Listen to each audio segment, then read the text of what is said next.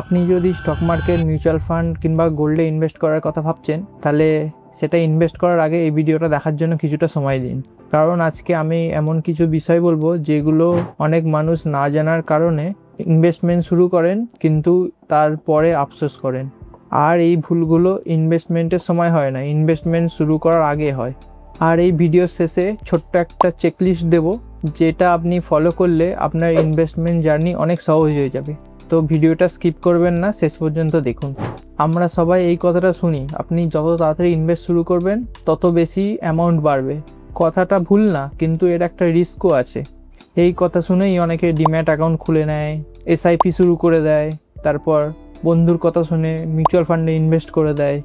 ভগবান না করুক, কিন্তু হঠাৎ করে যদি আপনার চাকরি চলে যায় কিংবা বাড়িতে কোনো মেডিকেল এমার্জেন্সি চলে এলে, তখন আপনার সেই ইনভেস্টমেন্টগুলো লসে বিক্রি করতে বাধ্য হন।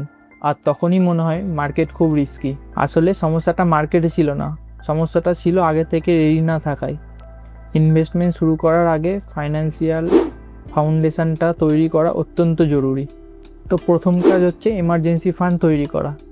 এটা এমন একটা টাকা যেটা আপনি শুধু দরকারের সময় খরচ করবেন, অন্য সময় না।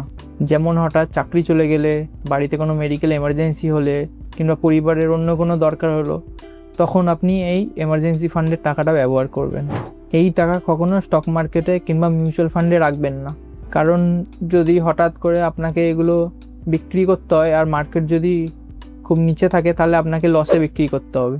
একটা ভালো এমার্জেন্সি ফান্ড মানে কমপক্ষে 6 মাসের মাসিক খরচ রাখাটা খুব জরুরি। আর চাকরিটা যদি খুব সিকিওর না হয়, তাহলে 9 থেকে 12 মাসের মাসিক খরচ রাখাটা খুব ভালো। আর দ্বিতীয় কাজ হলো হাই ইন্টারেস্ট ডেট আগে শেষ করা। ধরুন আপনি ক্রেডিট কার্ড দিয়ে কিছু কিনেছেন কিংবা আপনার কোথাও টাকার দরকার ছিল, ক্রেডিট কার্ড দিয়ে ওটা পে করেছেন। তো সেই ক্রেডিট কার্ডে ধরুন আপনি সুদ দিচ্ছেন বছরে 36%, 35 থেকে 36% মতন। আর স্টক মার্কেটে আপনি রিটার্নের আশা করছেন 12 থেকে 15% মতো। তাও স্টক মার্কেটে রিটার্নের কোনো গ্যারেন্টি নেই। যদি মার্কেট ভালো থাকে, ওপরে থাকে, তাহলে হয়তো পেতে পারেন, না হলে নাও পেতে পারেন। মানে একদিকে আপনি 36% মতন হারাচ্ছেন আর অন্যদিকে স্টক মার্কেট থেকে 12 থেকে 15% রিটার্নের আশা করছেন। এটা অনেকটা ফুটো বালতিতে জল ভরার মতন। 3 নম্বর কাজ হচ্ছে হেলথ ইন্স্যুরেন্স নেওয়া। অনেকে ভাবছেন আমি তো সুস্থ আছি, আমার হেলথ ইন্স্যুরেন্সের কী দরকার, কিন্তু মেডিকেল এমার্জেন্সি কখনো বলে কয়ে আসে না। একটা বড় মেডিকেল বিল আপনার কয়েক বছরের ইনভেস্টমেন্টের টাকা মাত্র কয়েকদিনেই শেষ করে দিতে পারে। হঠাৎ চিকিৎসার খরচ চলে এলে অনেকেই এসআইপি বন্ধ করতে বাধ্য হন।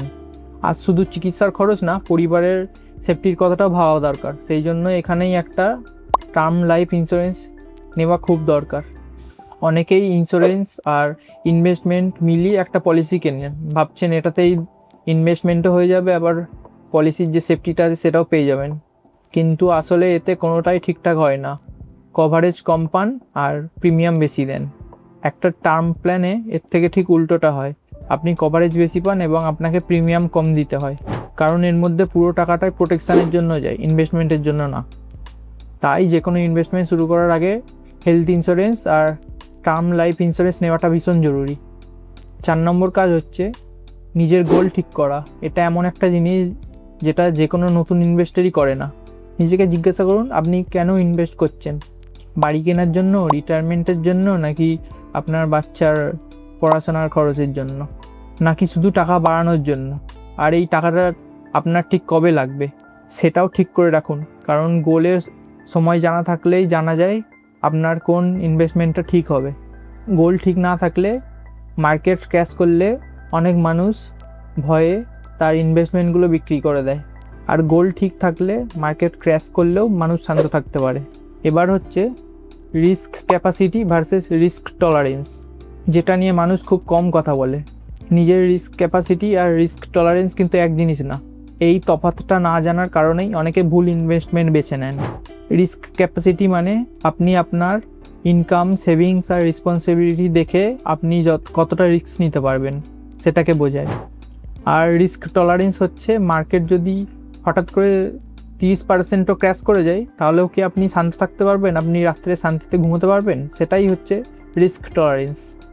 অনেকের ইনকাম ভালো হয় কিন্তু মার্কেটে সামান্য ক্র্যাশ দেখেই ভয় পেয়ে যায়। আবার কেউ ইনকাম কম করলেও অনেক লম্বা সময় ধরে ধৈর্য রাখতে পারেন। তাই যে কোনো ইনভেস্টমেন্ট শুরু করার আগে নিজেকে এই দুটো প্রশ্ন আলাদা করে করুন। এবার আসি ভিডিওর প্রথমে আপনাদের বলেছিলাম যে চেকলিস্টটা দেবো সেইটার কথায়। তাহলে যে কোনো ইনভেস্টমেন্ট শুরু করার আগে এই চেকলিস্টটা প্রথমে ফলো করার চেষ্টা করবেন।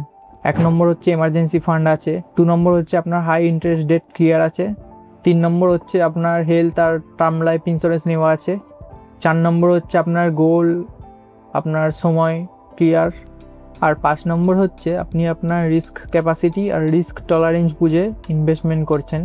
এই 5টা প্রথমে ঠিক করুন, আর যদি সব ঠিকঠাক থাকে তবেই ইনভেস্টমেন্ট শুরু করুন।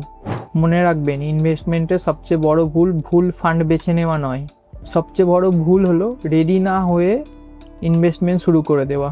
ফাউন্ডেশন শক্ত থাকলে আপনি ছোটোখাটো মার্কেট ক্র্যাশকে ভয় পাবেন না। ভিডিওটা ইনফরমেটিভ লাগলে লাইক করুন, সাবস্ক্রাইব করুন আর বেল আইকনটা ক্লিক করতে ভুলবেন না।